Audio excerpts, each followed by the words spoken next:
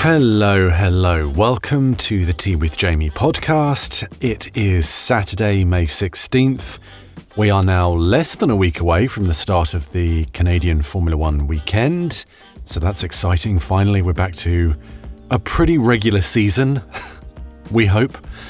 And a lot of questions hopefully getting answered next weekend as well. But today, with everyone focusing on Max Verstappen at the Nürburgring, I want to talk about something else. So I mentioned last week that I would be explaining Spygate, and you've probably seen the title of the episode.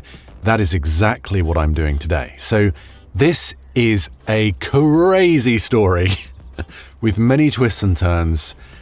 It has somewhat of a tragic ending, which we'll get to, but let's get into it because this is nuts. So the majority of this played out all the way back in 2007, but it started before that. So let's give some context for what actually this thing is. By the mid-2000s, manufacturers were spending absurd amounts of money on Formula One.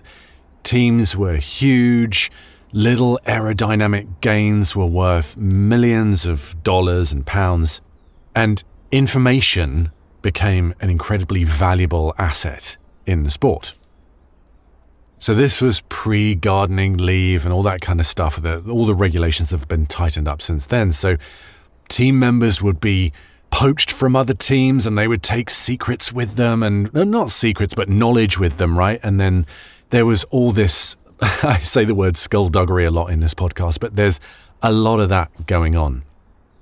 And a lot of sort of morally grey behaviour happening. It was a real piranha club mentality at that time.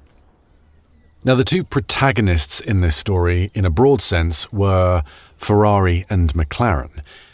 And Ferrari themselves were coming off a huge run of success in the early 2000s with Michael Schumacher. Now, Schumacher retired in at the end of 2006. Now, it was sort of the end of an era, or very much the end of an era, in fact, because not only did Michael leave, but Ross Brawn stepped away, Jean Todt was moving into a different area of Formula One, eventually joining the FIA. And so this dynasty was very much coming to an end. Now, another one of Ferrari's long-term employees was Nigel Stepney. He was chief mechanic and team coordinator for Scuderia Ferrari during this incredibly successful period. And so with this big shake-up of personnel at the team, he felt, well, I'm going to get a big promotion here. However, that didn't occur, and he was miffed and reportedly felt majorly sidelined after so much success with the team. So his relationship with the Ferrari bosses became quite hostile. Now, it all came to a head throughout this season, and Ferrari started to become suspicious of Stepney. They found mysterious white powder in the fuel systems, and they suspected that their car was getting sabotaged somehow. Now, this was never proven, and Stepney denied any involvement or any responsibility or even any knowledge of the fact there might be sabotage involved, so there was absolutely no proof of this occurring. But as you can imagine, this was horrendous for team morale, the practicality of running a Formula One team. It was just awful. Now, at this time, Stepney was connected with Mike Coghlan. He was one of the key technical figures at McLaren. And around this time, Coghlan took possession of a huge amount of Ferrari technical documents. And this included technical drawings, setup information, engineering details, operational procedures, just the way the Ferrari team operated, how the car was designed and built, how they set up the car over the weekend, like just almost a Bible for the way this Ferrari team operated. And this is where this sort of crazy espionage, potential sabotage story gets a little comical. Because for some reason, Mike Coughlin's wife took the documents to a photocopy shop near the McLaren headquarters to put the physical paper documents onto CDs. Now, presumably, this was in order to share the information more widely. I don't know. It's pure speculation on my part here. Now, this is where it gets crazy. The guy that worked at the photocopy shop, like the guy who was behind the counter, was a Formula One fan and, more pertinently, a massive Ferrari fan. And so when he saw this woman scanning all these documents in, and presumably he was involved in the process of putting them on CDs, he was recognizing this material as really important. So immediately his suspicions were raised, and the fact that they were right next to the McLaren factory, was a bit of an interesting angle to this too. So he took this woman's name down, and once she left, he did some Googling, and he discovered that this lady was Mike Coughlin's wife. So wheels start turning in his head. He starts Googling to try and find some connections at Ferrari to reach out to, and he somehow got a hold of Stefano Domenicali's email. Now, Stefano, I believe he was team principal. I may be wrong on his exact job title at the time, but very high up at Ferrari at the time. And so he tells Ferrari that there are these documents in the hands of a McLaren peripheral person. So clearly in the McLaren world, right? Immediately, Ferrari launched legal proceedings, and this was just fully exposed.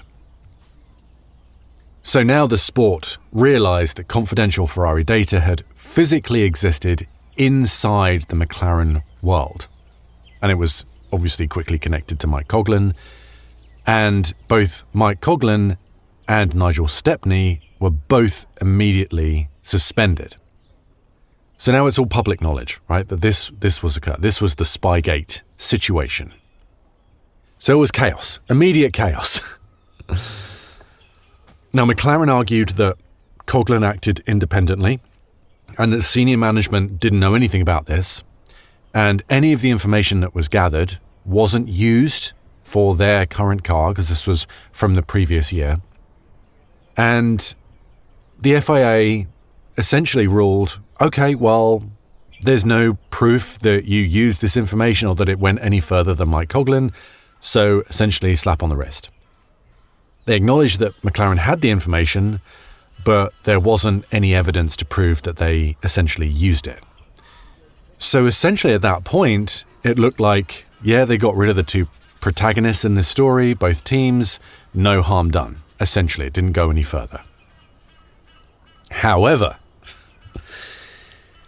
if you remember, 2007 was the year that McLaren started having major issues within their team. Fernando Alonso had arrived at McLaren from Renault, current world champion, and was expecting to be their lead driver. However, the rookie that they paired with him was a Mr. Lewis Hamilton, and we know what happened there. They had two incredibly competitive drivers, and Alonso started suspecting that because it was a British team with a British team manager and now a British driver, he suspected that Lewis was getting advantages that Fernando wasn't. So this relationship went downhill very fast. Now, Ron Dennis at the time was in charge of McLaren, and he was just trying to manage this whole thing. Cue Hungary 2007. This is that famous incident where, in qualifying, Alonso came into the pits, Lewis followed him, and they had just a few minutes left of the session to put in final times. Alonso had put in his final time, and Lewis had still yet to do it. So Alonso just plonked himself in the pit lane at the pit spot where he just had his tyres changed and didn't drive away. So Lewis was stuck behind, waiting to come in to get his tyres changed to do his final fast lap. But because Alonso knew that Hamilton hadn't done it and time was ticking, he just sat there. Now, this caused chaos because Lewis couldn't get out. It was just such an unsportsmanlike thing to do. Ron Dennis was furious. They had a big row. And we don't know exactly what was said in this meeting, but apparently Alonso had a lot of incriminating information about how much the McLaren team did actually have information from this Spygate treasure trove of information, more than they let onto the FIA. That's all I'll say. And these emails highlighted communication between McLaren personnel that was very incriminating. They included Ferrari tyre pressures, weight distribution and setup details, and that, crucially, this information that was obtained by Coughlin had actually circulated more broadly within McLaren that was originally claimed. So this really changed the whole approach by the FIA. They were like, oh, this wasn't just restricted to Mike Coughlin and Nigel Stepney. So this triggered a second FIA hearing. So they reopened the case, and essentially McLaren were found guilty. They were found guilty of this happening before, like they were just given a slap on the wrist, but this time they were excluded from the 2007 Constructors' Championship and fined $100 million, one of the biggest penalties in sports history. But, crucially, Hamilton and Alonso remained eligible in the driver standings. Now, eventually, it was Kimi Räikkönen who won the championship by 1 point, and Lewis and Fernando finished 1 point behind both of them. They were on the same amount of points. So it was a bit bizarre that all of this chaos resulted in them both losing the championship by 1 point, and they were kicked out of the Constructors' Championship. So the irony of this whole thing is that the big winners, of course, were Ferrari, even though this information had gone from them to McLaren. So, as a result of this, Spygate permanently changed Formula One.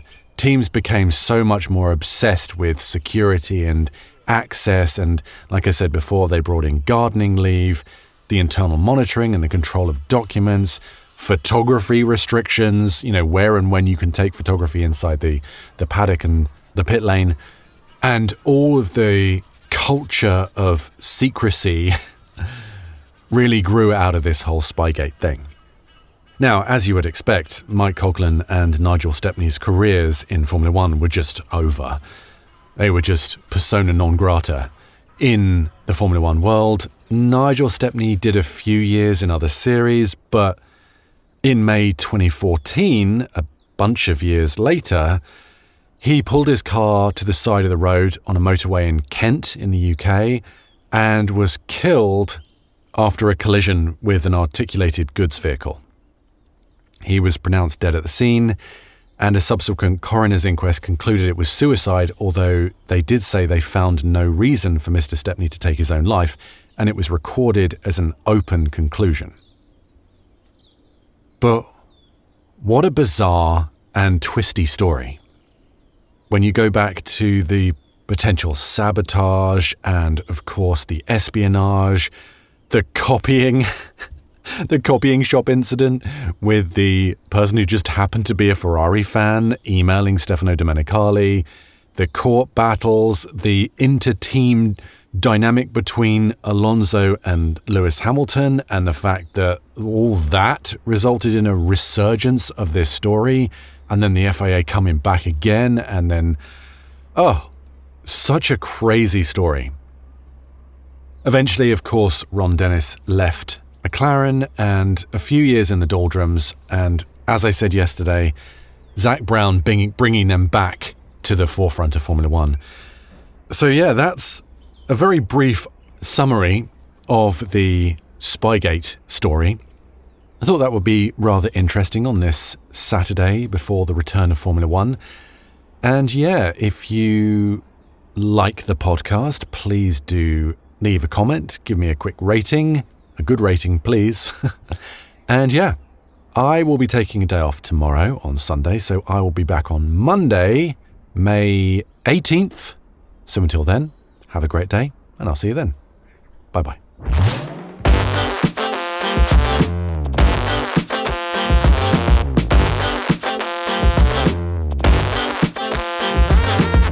I've been your host, Jamie Muffett. You can find me on social media for more of this rambling nonsense under my name or F1_Jamie.